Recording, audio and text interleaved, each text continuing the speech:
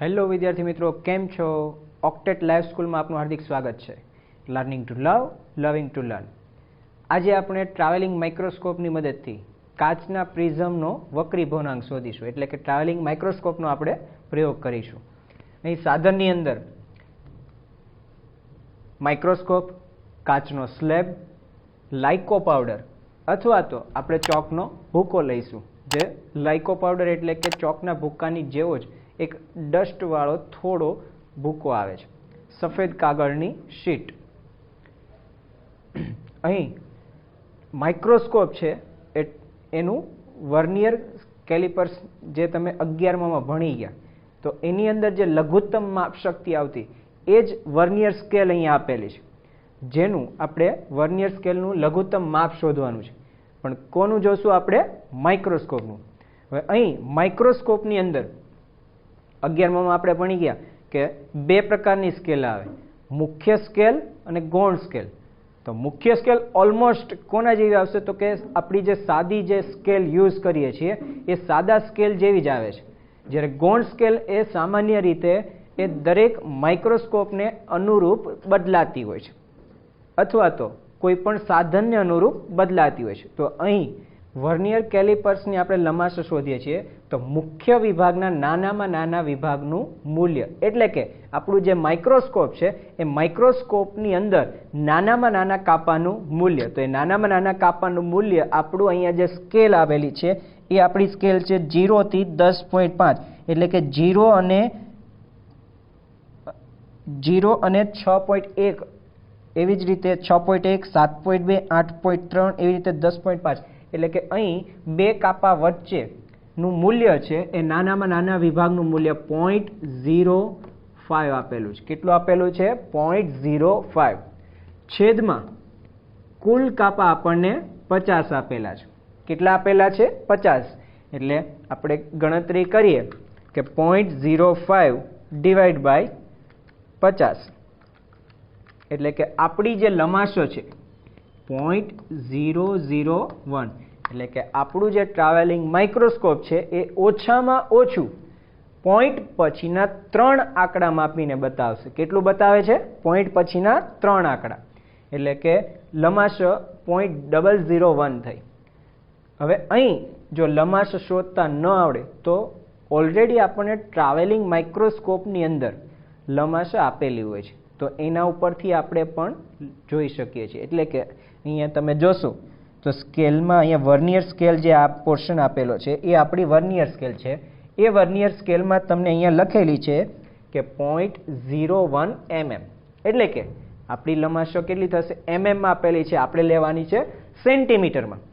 તો આપણી જે લંબાશો છે 0.01 mm છે, તો એને કન્વર્ટ કરો, ત્રિરાશી મૂકો કે 0.10 mm એ 1 સેમી, તો 0.01 mm એ કેટલા? એટલે શું થશે? 0.01 ડિવાઈડ બાય 10, એટલે કે આપણી લંબાઈ આવી જશે 0.001 સેન્ટીમીટર.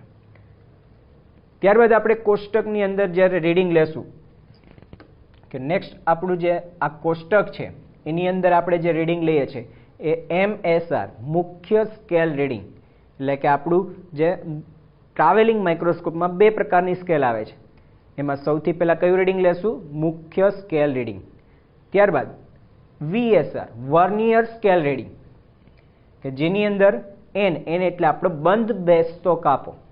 એનો મતલબ શું થાય છે? આપણો બંધ બેસતો કાપો, એટલે કે વર્નિયર કેલિપર્સના જે સ્કેલ છે અને મુખ્ય સ્કેલનો કાપો છે એ એક્ઝેક્ટલી સામસામે કયો કાપો મેચ થાય છે, જેને આપણે શું કહીએ છીએ? Vernier scale reading. ત્યારબાદ ગણતરી છે કે M એટલે આપણું મુખ્ય માપક્રમ વત્તા N ગુણ્યા LC, એટલે આપણું વર્નિયર સ્કેલ રીડિંગ. બંનેનો સરવાળો કરીએ એટલે આપણું મુખ્ય રીડિંગ મળે છે. એવી જ રીતે આપણે 3 રીડિંગ લેવાનું છે કે કાગળ પર અંકિત નિશાન. હવે તમે અહીં કાગળ પર અંકિત નિશાન એટલે કે તમે કાગળ પર કોઈ એક લાઈન કરી દો, એ નિશાન લઈને આપણે માઇક્રોસ્કોપની અંદર જોશું, અથવા તો જે માઇક્રોસ્કોપની પ્લેટ આપેલી છે એની અંદર તમે બોલપેનથી નિશાન કરી શકો છો, જેને પણ આપણે જોઈ શકીએ. તો એ આપણું કયું રીડિંગ થશે? બોલપેનથી કાગળ પર અંકિત નિશાન, જેને આપણે એ પણ કહી શકીએ છીએ. સ્લેબ પર દેખાતા સ્લેબમાંથી દેખાતા કાગળ પરનું અંકિત નિશાન, એટલે કે સૌથી પહેલા આપણે કાગળનું નિશાન લઈશું, એના પર આપણે કાચનો સ્લેબ મૂકીએ છીએ. તો એ સ્લેબમાંથી હવે તમારું જે પ્રકાશનું કિરણ છે એ સ્લેબમાંથી હવે નીચે કોના તરફ જશે? કાગળ પર. અને એ પ્રકાશ કાગળનું જે કિરણ જાય છે એ કાગળ પરનું આપણે રીડિંગ લેશું સ્લેબમાંથી થઈને. તો એ આપણું રીડિંગ થશે બી. ત્યારબાદ કાચ ઉપર આપણે ચોકનો ભૂક્કો નાખીશું અપારદર્શક તરીકે. એટલે હવે ચોકના ભૂક્કાનું રીડિંગ લઈએ સાપેક્ષ વક્રીભવનાંક તરીકે. એટલે કે 3 રીડિંગ આપણે લેશું અહીં.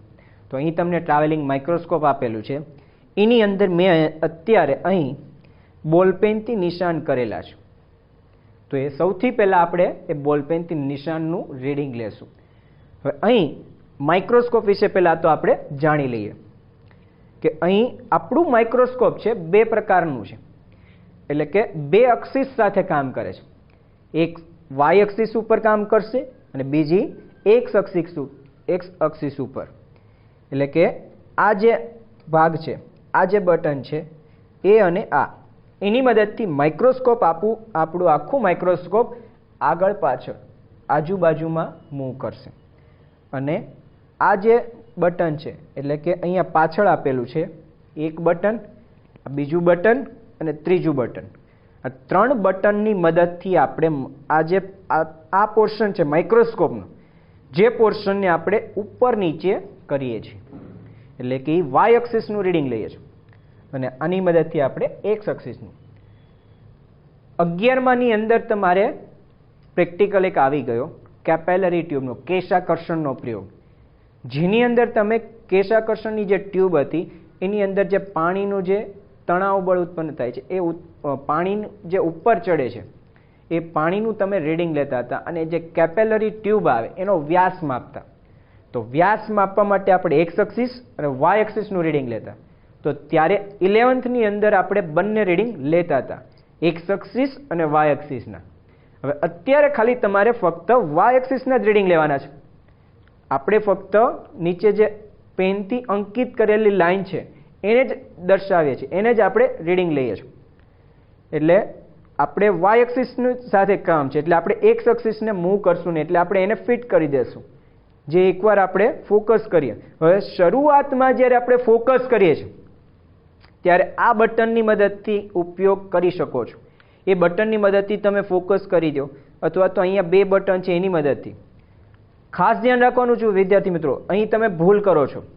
પ્રેક્ટિકલ દરમિયાન તમે જ્યારે રીડિંગ લો છો ત્યારે આ બટનથી તમે એકવાર ફોકસ કરી લીધું, ત્યારબાદ જ્યારે પછી બીજું રીડિંગ લો છો જ્યારે કાચના સ્લેબનું અથવા તો ચોકના ભૂક્કાનું, ત્યારે ભૂલ એ નથી કરવાની કે આપણે આ જે ભાગ છે આ બટન છે એની મદદથી ફોકસ થઈ જશે પણ એનાથી ફોકસ કરવાનું નથી. શું કામ? કારણ કે જ્યારે તમે એનાથી ફોકસ કરશો તો ફક્ત આ પોર્શન જ હલે છે. આપણી જે સ્કેલ છે એ સ્કેલમાં કંઈ ફેરફાર થતો નથી. તો આપણે સ્કેલના રીડિંગ લેવાના છે. એટલે શરૂઆતમાં જ્યારે પહેલું રીડિંગ લ્યો છો બોલપેનનું અંકિત કરેલો જે ભાગ છે કાગળ પર, એ રીડિંગ લેવા માટે જ આપણે આનો ઉપયોગ કરીશું. ત્યારબાદ આખા પ્રેક્ટિકલ દરમિયાન દરેક રીડિંગ વખતે ત્યારે આપણે આ 2 બટનનો જ ઉપયોગ કરીએ છીએ. એટલે આ જે બટન છે એ માઇનોર માઇક્રોસ્કોપને ધીમે ધીમે ઉપર નીચે કરવા માટેનું છે. જેને પાછળ એક બટન આપેલું છે જે આખા પોર્શનને તમે એક સાથે વધારે પ્રમાણમાં ઉપર નીચે કરી શકો છો.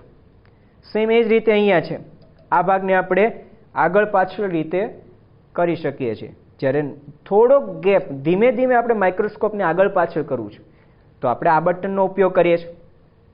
એટલે ખાસ ધ્યાન સમજી લીધું. ત્યારબાદ હવે આપણે રીડિંગ લઈએ. તો સૌથી પહેલાં મેં અહીંયા બોલપેનથી અંકિત કરેલું છે તેને આપણે ફોકસ કરીએ છીએ.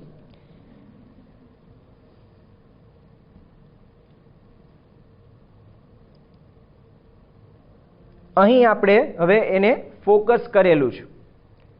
હવે એ ફોકસ કરેલું હવે આપણે રીડિંગ નોંધીએ છીએ.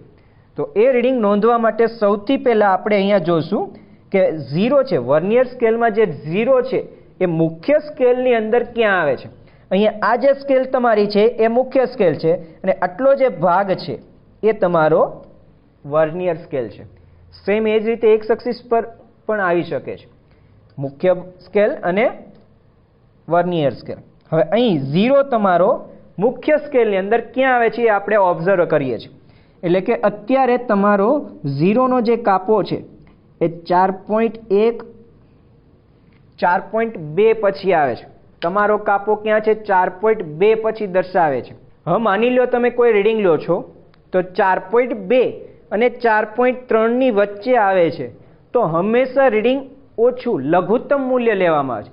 માની લો તમે 4.3 લ્યો છો તો શું થશે? તો કે 4.3 ઓલરેડી તમે વધારે રીડિંગ લઈ લીધું છે, જે વચ્ચે છે કાપો તો 0.5 જેટલું કદાચ વધારે આવે છે. પ્લસ તમે બંધબેસતો કાપો ગણો છો તો બંધબેસતો કાપાનું રીડિંગ પણ એડ થાય છે, તો એ રીડિંગ આપણું ખોટું પડે છે. તો અત્યારે આપણું રીડિંગ શું થશે? મુખ્ય સ્કેલનું રીડિંગ આવશે 4.2 અને 4.3 ની વચ્ચે છે, તો આપણે રીડિંગ લેશું 4.2. એટલે મુખ્ય સ્કેલનું આપણું રીડિંગ શું થશે? 4.2. ત્યારબાદ આપણે લઈએ છીએ વર્નિયર સ્કેલ રીડિંગ. તો વર્નિયર સ્કેલ રીડિંગની અંદર હવે આપણે શું કરીએ છીએ? તો કે બંધ બેસતો કાપો જોઈએ છે. તો બંધ બેસતો કાપો જોવા માટે અહીંયા મુખ્ય સ્કેલની સામે જોવાનું, એટલે કે વર્નિયર સ્કેલ છે એટલે કે 0 આપણું છે ત્યાંથી ઉપર જોતા જઈએ ને મુખ્ય સ્કેલની સામે એક્ઝેક્ટ બંધ બેસતો કાપો કયો છે એ જોઈ લઈએ. એટલે કે અત્યારે એ 5મો કાપો છે. કેટલામો કાપો છે? 5. તો n બરાબર તમને શું મળે છે? અહીં n બરાબર 5. LC એટલે આપણી કઈ હતી? 0.001. તો 0.001 ગુણ્યા શું કરશો? 5. એટલે તમારું રીડિંગ આવશે 0.005. હવે બંને રીડિંગનો આપણે શું કરીએ છીએ? સરવાળો. એટલે બંને રીડિંગનો સરવાળો કરો તો 4.205. આ તમારું કયું રીડિંગ થશે? કાગળ પર અંકિત કરેલ નિશાન. તો એ તમારું પહેલો રીડિંગ થાય છે. ત્યારબાદ હવે આપણે બીજું રીડિંગ લઈએ છીએ કાચના સ્લેબનું. હવે તમારો જે આ કાચનો સ્લેબ છે એને આપણે હવે બોલપેનથી જે નિશાન કરેલું છે એની ઉપર આપણે રાખીશું. હવે જે તમારી લાઇનિંગ છે એ લાઇનિંગ અને જે માઇક્રોસ્કોપ હતું એમાં એક જ માધ્યમ હતું પહેલાં, હવાનું. હવે શું થઈ જશે? કાચનો સ્લેબ મૂક્યા પછી હવાના માધ્યમમાં વચ્ચે કાચનું માધ્યમ, ઘટ્ટ માધ્યમ આવી ગયું. તો જેને કારણે તમારું જે લાઇનિંગ છે એ બ્લર થઈ જાય છે. તો હવે આપણે એને ફોકસ કરવાની, ફોકસ કરીને ક્લિયર કરવાનું છે. ખાસ ધ્યાન રાખવાનું છે વિદ્યાર્થી મિત્રો કે અહીં ફોકસ કરો છો તો આ બટનને અડવાનું પણ નથી, કારણ કે આનાથી તમે ફોકસ કરશો તો ફોકસ થઈ જશે, પરંતુ આપણે એ ફોકસ થશે તો સ્કેલ તો એની જ રહી છે. તો જો બીજું રીડિંગ લખશો A2 તો આપણું રીડિંગ એનું એક ફર્સ્ટ A1 વાળું જ રીડિંગ આવશે. તો આપણી છેલ્લે ગણતરી ખોટી પડશે, એટલે કે જવાબ ખોટો આવશે. તો આપણે ખાસ ધ્યાન રાખવાનું છે, આને ફોકસ કરવાનું નથી. આપણે ફક્ત અહીંયા પાછળ એક બટન છે અને ઉપર એક છે, એ બે બટનની મદદથી જ આપણે ફોકસ કરવાનું છે. તો આપણે ફોકસ કરીને જોઈ લઈએ અને એ જે અંકિત કરેલી લાઈન છે એને આપણે ક્લિયર હવે જોઈએ.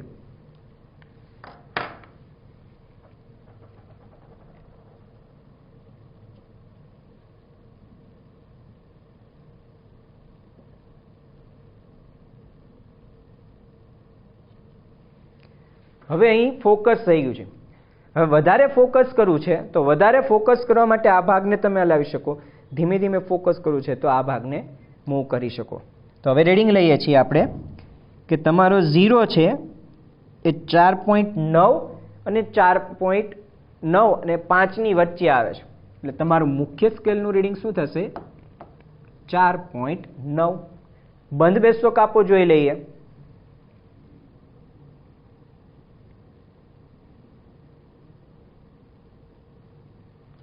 આપણું બંધ બેસતો કાપો કેટલા છે? 27. તો આપણું રીડિંગ થશે 0.027.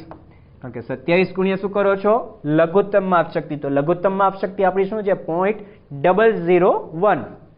તો હવે અહીંયા રીડિંગ આપણું લખી લઈએ તો કે 4.927. સિમ્પલ સરવાળો છે. ત્યારબાદ હવે લઈએ આપણે ચોકના ભૂકાનું રીડિંગ. તો ચોકના ભૂકાનું રીડિંગ લેવા માટે તમે શું કરશો? તો કે અહીં સૌપ્રથમ આપણો જે ચોકનો ભૂકો છે એને થોડોક એવો ચોકનો ભૂકો આપણે કાચના સ્લેબ ઉપર મૂકીશું.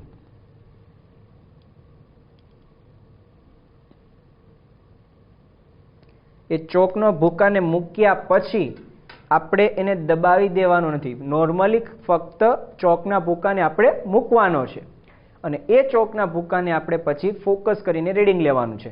તો એ આપણું ત્રીજું રીડિંગ થશે. તો હવે અહીં જોઈએ છીએ અને આપણે ફોકસ કરીએ છીએ.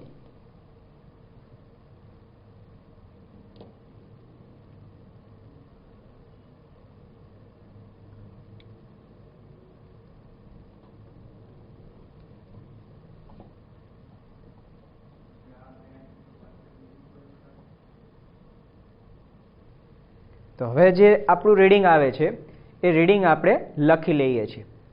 એટલે કે 0 આપણું આવે છે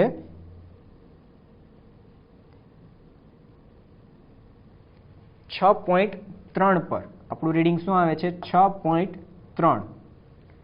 ત્યારબાદ મુખ્ય સ્કેલનું જે રીડિંગ, વર્નિયર સ્કેલનું જે રીડિંગ છે એ બંધ બેસતો કાપો લઈ લઈએ. તો આપણો જે બંધ બેસતો કાપો છે એ દાખલા તરીકે અહીં 22 મળે છે. કેટલો મળે છે? આપણો 22. તો હવે આપણું રીડિંગ થશે 6.322. આપણું રીડિંગ શું થાય છે? 6.322. તો આપણું આ રીડિંગ થયું A1, A2 અને A3. આપણું રીડિંગ શું થશે? 3 રીડિંગ થયા, A1, A2 અને A3. એને આપણે ABC નામ પણ આપીએ છીએ.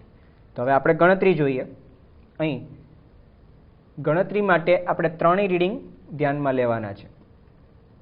કે અહીં જે આ સમીકરણ આપેલું A3 - A1 છેદમાં A2 - A1 અને બીજું સમીકરણ આપેલું A3 - A1 છેદમાં A3 - A2, બે સમીકરણ આપણી પાસે છે. અત્યારે જૂના સિલેબસની અંદર આપણે આ સમીકરણ આવતું હતું, જેની મદદથી આપણે કાચના સ્લેબનો વક્રી ભૂનાંક શોધીએ છીએ. એ ડાયરેક્ટ આપણને મળી જાય છે. અહીં આ સમીકરણની અંદર આપણને જે જવાબ આવે છે એ સમીકરણ કાચના સ્લેબની જાડાઈ સાથે આવે છે. એટલે આપણે જોઈએ પહેલા રીડિંગ A3. તો A3 આપણું શું હતું? 6.322 માઇનસ A1 એટલે 4.205. એટલે આપણું રીડિંગ શું હતું? 6.322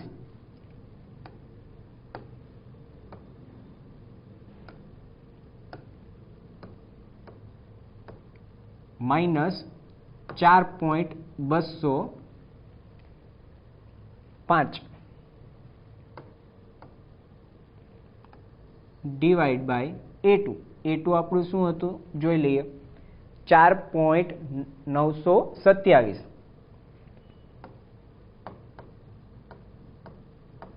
માઇનસ A1 એટલે 4.205. તો હવે આપણે બાદબાકી કરીએ.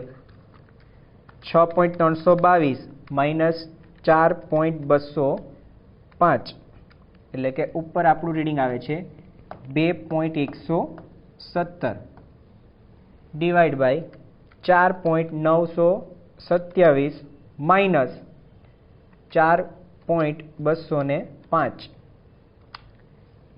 એટલે કે 0.722 એટલે કે 2.117 ડિવાઈડ બાય 0.722 એટલે કે આપણો જવાબ આવે છે 2.9321. આ તમને NGA. ત્યારબાદ હવે દાખલા તરીકે જો તમે આ સમીકરણનો ઉપયોગ કરો છો તો આપણને ડાયરેક્ટ વક્રી ભૂનાંક મળે છે. તો એ સમીકરણ આપણે એકવાર ચેક કરી લઈએ. 6.322 માઇનસ 4.205 ડિવાઈડ બાય A3.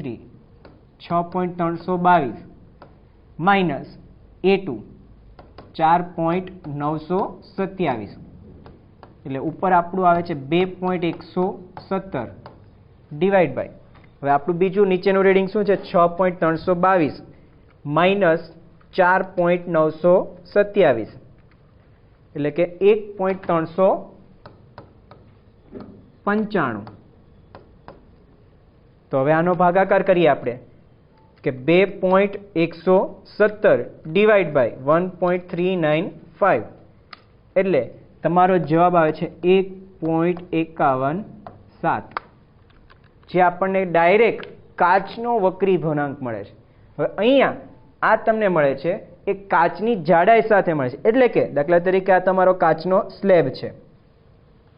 હવે આ સ્લેબ છે તમારો, એ સ્લેબની જાડાઈ છે, તો એ સ્લેબની જાડાઈ સાથેનું રીડિંગ મળે છે. એટલે આપણે પર સેન્ટીમીટર દીઠ આપણે એનું રીડિંગ લઈએ તો અહીંયા સ્કેલથી આપણે એનું માપન કરીએ. સ્લેબની કેટલી જાડાઈ છે, તો કે અહીં સ્લેબની આપણી જાડાઈ છે 1.9 છે. કેટલી છે?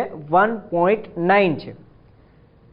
એટલે કે જો આપણે આ રીડિંગ આપણું છે 2.9321 ડિવાઈડ બાય 1.9, એટલે પર સેન્ટીમીટર 1 સેન્ટીમીટર દીઠ કાચનો આપણને વક્રી ભવનાંક મળશે.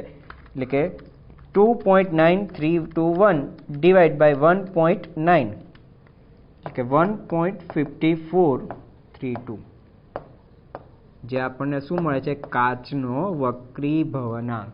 શું મળશે આપણને? કાચનો વક્રી ભવનાંક.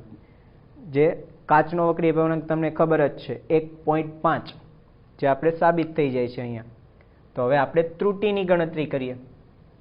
તો કે ત્રુટિ માટે અહીં ડેલ્ટા એ, હવે એ બી સી એ શું કહેવા માંગે છે? તો કે એ આપણું કોષ્ટકની અંદર મેં લખી દીધેલું છે, બતાવેલું છે કે એ બી સી, એટલે કે કાગળ પરનું જે અંકિત આવે એ, કાચના સ્લેબનું જે અંકિત આવે છે એ બી, અને ચોકના ભૂકાનું જે રીડિંગ લઈએ છીએ એ સી.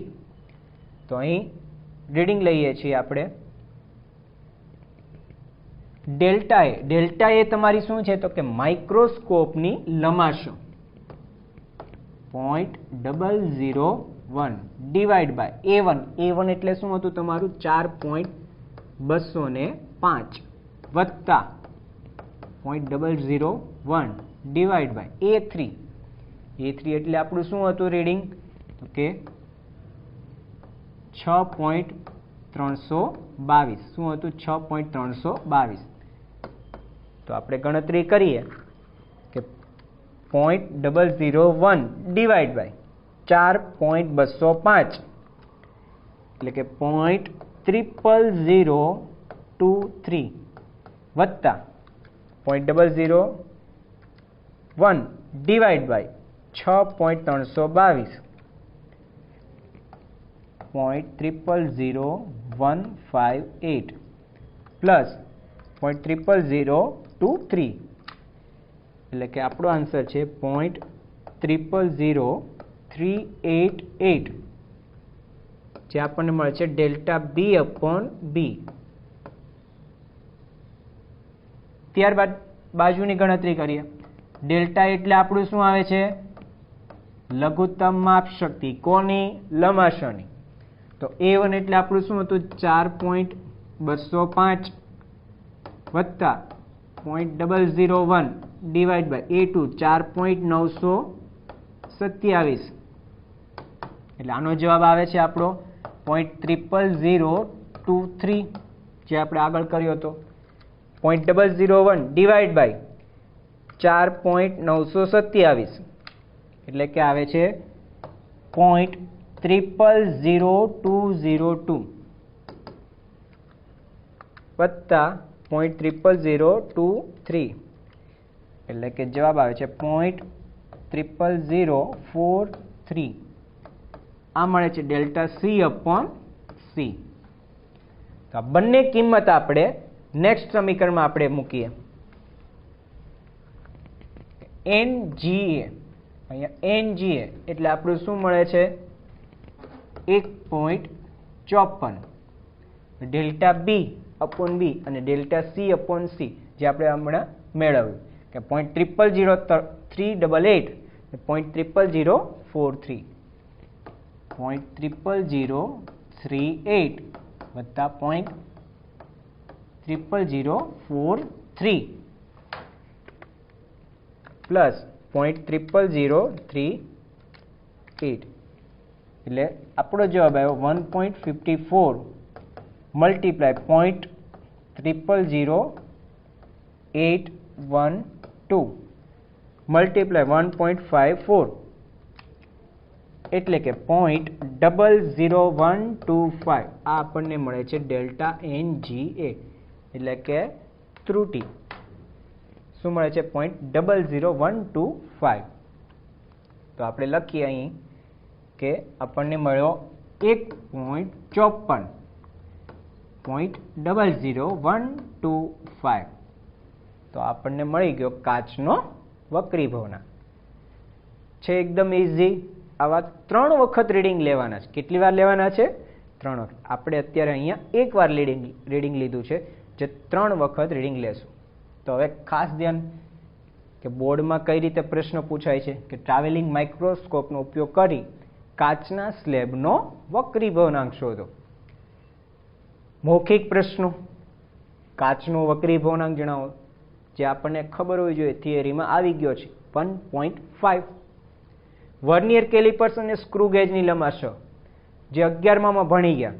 સ્ક્રૂ ગેજ છે એ બીજા પ્રેક્ટિકલમાં પણ આવી ગયું. લેટરલ શિફ્ટ, જે થિયરી તમે ભણી ગયા છો કે કાચ કોઈ પ્રકાશનું કિરણ છે, હવાના માધ્યમ એટલે કે પાતળા માધ્યમમાંથી ઘટ્ટ માધ્યમમાં આવે છે અને ઘટ્ટ માધ્યમમાંથી જ્યારે પાતળા માધ્યમમાં આવે છે, 2 વખત વક્રીભવનાંક થાય છે. ત્યારે જે પોતાના મૂળ માર્ગે પસાર થાય છે એના કરતાં એ પોતે પાછળની તરફ થોડું ખસી જાય છે પ્રકાશનું કિરણ. તો એ જે ખસી જાય છે એ ભાગને આપણે શું કહીએ છીએ? Lateral shift. લંબાસરનું સમીકરણ, વક્રીભવનાંક એટલે શું? તો આવા જે નોર્મલી બેઝિક પાયાના પ્રશ્નો છે એ આપણને અહીં પૂછવામાં આવે છે. ખાસ ધ્યાન રાખવાની બાબત કે માઇક્રોસ્કોપ ફોકસ કરતા શીખો. ત્યારબાદ ક્રમશઃ કાચના, પહેલાં તો બોલ પેનથી અંકિત કરેલા કાગળના નિશાન, ત્યારબાદ કાચના અને ચોકના ભૂક્કાના ક્રમશઃ આપણે રીડિંગ લેવાના છે. એક સાથે બધા રીડિંગ લઈ લઈએ એટલે કે પહેલાં તો આપણે બોલ પેનના રીડિંગ લઈએ, 3 રીડિંગ લઈએ. એકવાર લીધું, ફરી પાછું માઇક્રોસ્કોપને ફોકસ કરીને ફરી બીજી વાર, એમ નથી લેવાના. ક્રમશઃ 3 લેવાના છે એક સાથે. ગણતરીમાં ખાસ કાળજી રાખવાની છે. તો વિદ્યાર્થી મિત્રો, આજે આપણે શીખ્યા ટ્રાવેલિંગ માઇક્રોસ્કોપનો પ્રયોગ કે જેની અંદર આપણે કાચનો વક્રીભવનાંક શોધ્યો. તો આપણે નેક્સ્ટ ફરી પાછા આપણે મળીશું ત્યારે એક નવા જ પ્રેક્ટિકલ સાથે આપણે પ્રયોગ સાથે મળીશું.